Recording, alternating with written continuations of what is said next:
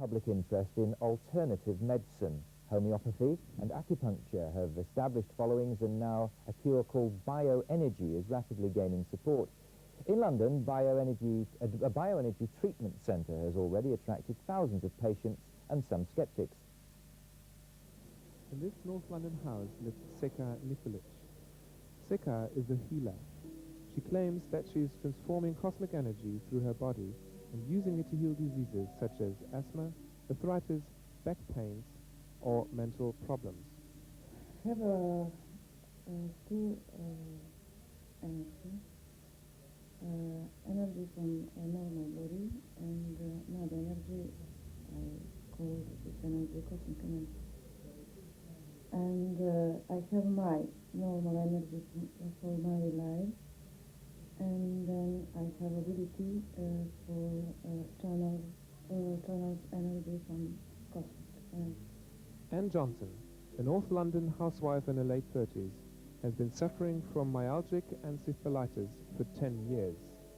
Then she went to see Seka about it. For 10 years I had been to specialists and specialists with very little result or luck. You say that you were healed despite the fact that you at the beginning didn't really believe in the healing but were skeptical. I came along believing, actually, I think out of desperation. I felt this was it, was going to work. I didn't come along here with doubt. I had a couple of sessions when I felt a bit disappointed. I would actually felt low and a bit depressed, and I thought, it's not working. And Seka assured me that this can be part of it, because there's bad coming out. And I did continue. I have no regrets at all. Despite many success stories by patients, there still remain some doubts. However, for people who have been suffering severe pain for years, this new bioenergetic healing might be a hope. George Dietzel, Sky News. Well, to discuss the wider implications of so-called alternative medicine, we have Michael Endicott in the studio, who's from the Institute of Complementary Medicine. Without putting too fine a point on it, it appeared to lack respectability in the past, but you're now firmly placed with a register and so on, aren't you? Is this going to be beneficial to the general public and the National Health Service? Well, I think, first of all, having a British Register of Complementary Practitioners, which has been welcomed by the General Medical Council and most of the medical authorities, as well as the government, we can now show that those practitioners on that register are fully qualified to do what they say they can do. They're properly insured, and they're governed in the way that you would expect any normal organisation to be governed. So, Michael, it's getting rid of that rather cranky image, the unknown. Do you think, to some extent, it might help the NHS and cut bills there? Well, we certainly think we put a report into Her Majesty's government suggesting that if more of these therapies were currently available, we could cut the NHS bill by at least £4 billion a year. Including drugs, presumably?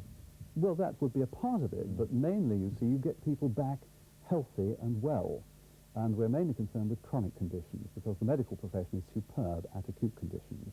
We're concerned with the chronic.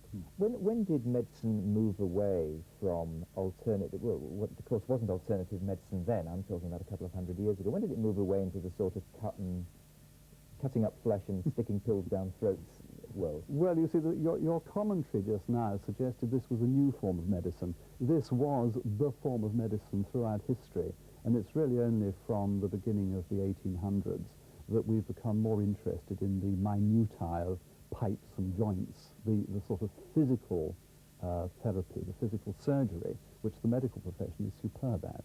And that has gone hand in hand with the proliferation of drugs through the pharmaceutical industry.